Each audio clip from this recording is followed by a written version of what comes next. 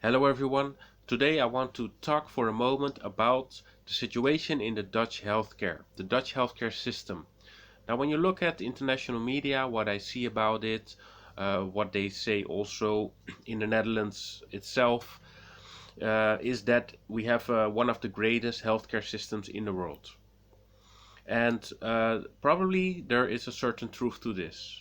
I am not in a good position to compare to other countries, so I really don't know, but it seems that the situation is good in the Netherlands. There's a pretty decent, good healthcare system.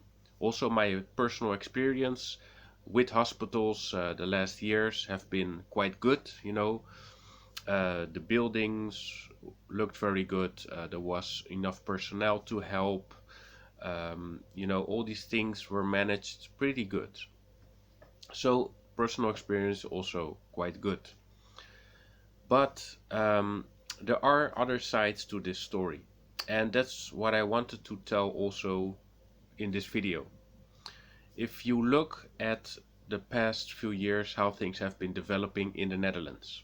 So I gathered a couple of numbers which I have here on my phone when we look at the healthcare and in a broader sense also. When you look at, for instance, we start looking at nursing homes for older people, for sick people. So, during recent years, 1,000 nursing homes have been closed, shut down. And this is just to save costs. You know, they want people to live longer at home, together with someone, or to find out with someone what are their exact needs and how can we resolve this from home. But this gives a lot of problems also. So, thousands of these nursing homes have been closed. When I go further, in the last, let's say, 6 years, 80,000 employees in healthcare have been fired. They have been fired, not allowed to continue their jobs. So this is all, a lot of cutting costs, and in a very important sector.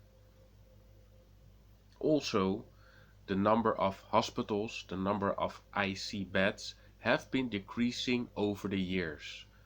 And this is especially strange when you think about the situation that our population is still growing, right now up to 17.5 million people, and it is getting older. On average, people are getting older. So these two things don't really match up.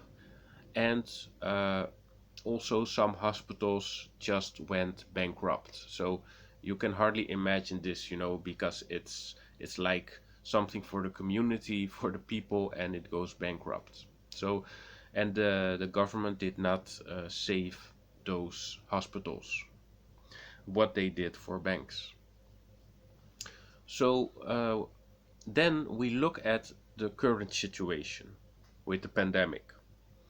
And if you look at our National Institute for National Health, we have it's called the RIVM.